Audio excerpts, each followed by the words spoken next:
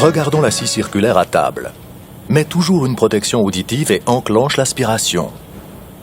Avant de poursuivre, voici les principales règles de sécurité à respecter.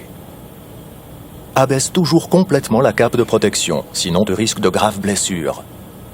Les scies circulaires à table portatives doivent elles aussi être équipées d'une cape de protection appropriée. Pour le débitage de pièces étroites, utilise les poussoirs pour ne pas avoir à approcher tes mains trop près de la lame. Ils sont là, toujours à disposition. Pour choisir le couteau diviseur, respecte les règles suivantes. L'épaisseur du couteau diviseur doit être inférieure à celle de la largeur de coupe, mais au moins égale à celle du corps de la lame. Veille à régler correctement la distance entre le couteau diviseur et la lame et sa hauteur. Voilà pour ce qui est des réglages de base de la scie circulaire à table. Voici une scie verticale à panneau. Tout d'abord, 3 points à respecter en matière de sécurité. Ce que beaucoup oublient, c'est qu'une scie verticale à panneau est également équipée d'un couteau diviseur. Veille toujours à ce qu'il soit en position de sécurité. La cape de protection doit elle aussi toujours se trouver en position de sécurité durant les travaux. Pour les petites pièces, utilise toujours un support adapté. Ainsi, tu éviteras qu'elle bascule. En tenant compte de ces précautions, tu peux utiliser la scie verticale à panneau en toute sécurité. Dans la grande famille des scies circulaires, mentionnons la déligneuse à bois massif. Donc le plateau massif est positionné sur la table, vous avez un guide parallèle pour définir la largeur à couper et puis une butée transversale qui vient se glisser entre ces différents éléments en fonction de la longueur du plateau.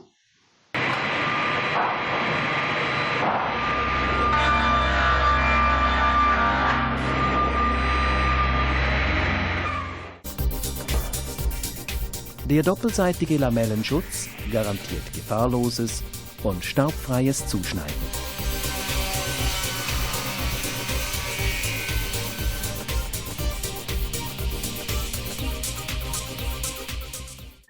On peut aussi mentionner la tronçonneuse à bois massif. Il existe plusieurs sortes de machines.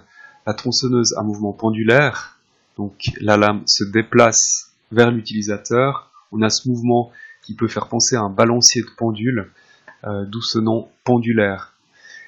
Une tronçonneuse à lame escamotable et oscillante, donc la lame va sortir du bâti de la machine, scier le bois et redescendre, soit par un mouvement circulaire comme ici, ou d'oscillation, là aussi avec un mouvement pendulaire.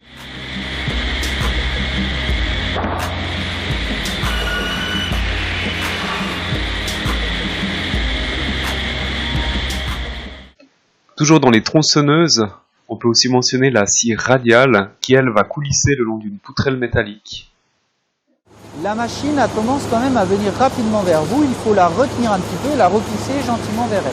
D'accord ? Donc je vais allumer. Je viens pousser légèrement. Voilà. La main ici, bien à l'écart de la lame, pas trop près de la lame. Et je vais pouvoir pousser.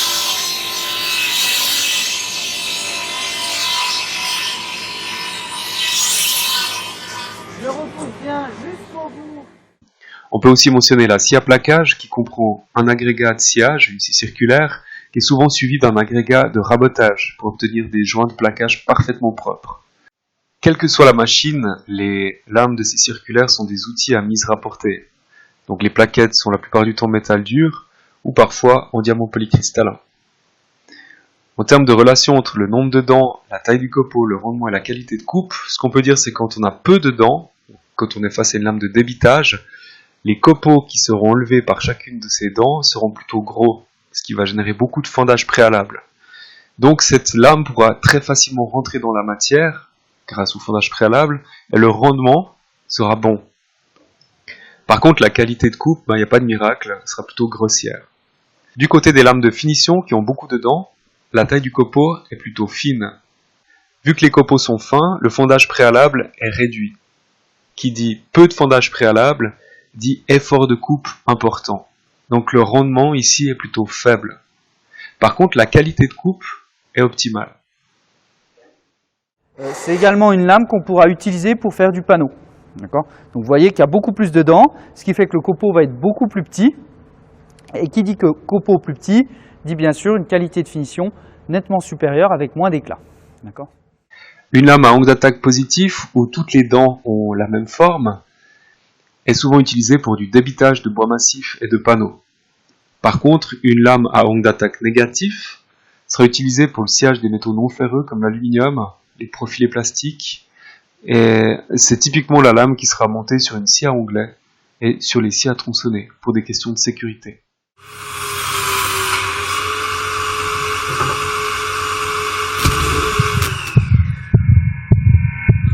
Tu dois donc veiller à ce que la lame soit recouverte après chaque coupe. C'est simple et efficace.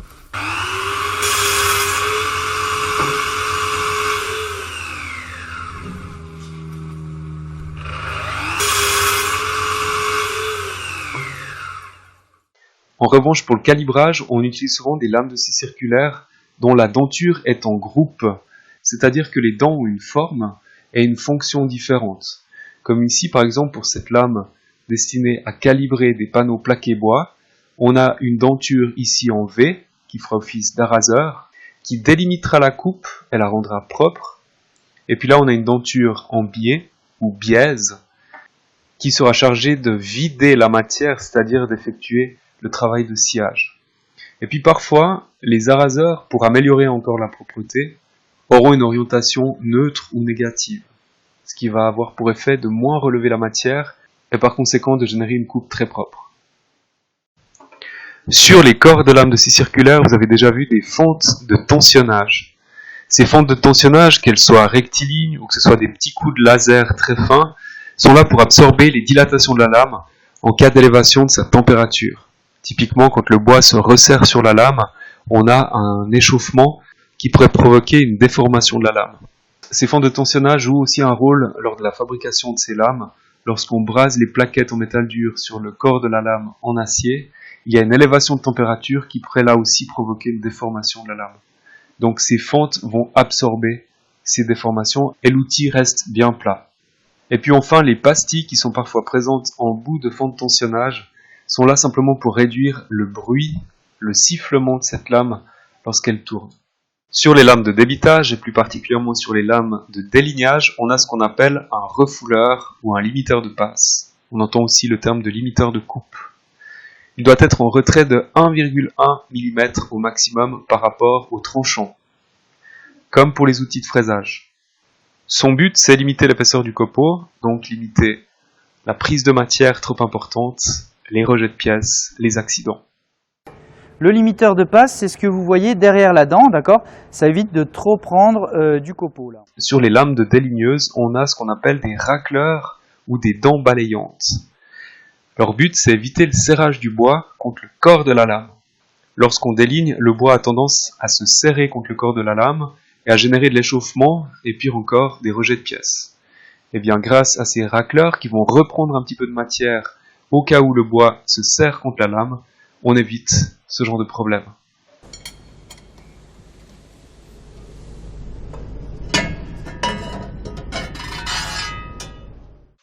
Au centre de la lame, on a ce qu'on appelle l'alésage, ce perçage qui reçoit l'arbre de la machine. Et ce perçage est souvent couplé à des entailles ou des trous qui recevront des ergots. Les ergots, c'est des pièces métalliques qui ressortent du flasque de la machine et qui évitent que la lame tourne dans le vide lorsqu'on arrête la machine. Des machines aujourd'hui qui ont des freins automatiques et qui génèrent des arrêts assez brutaux. Une fois que les deux ergots sont dans l'encoche et que l'alésage est bien dans l'axe, je vais remettre ma flasque. Alors je rappelle, je vais bien les mettre en face des deux petits ergots qu'on retrouve ici.